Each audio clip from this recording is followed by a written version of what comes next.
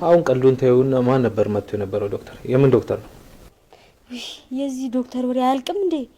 ሳይኮሎጂስት ነው። ምን ነው? እናው አይምሮሽን አመመሽ እንዴ? አላበድኩም።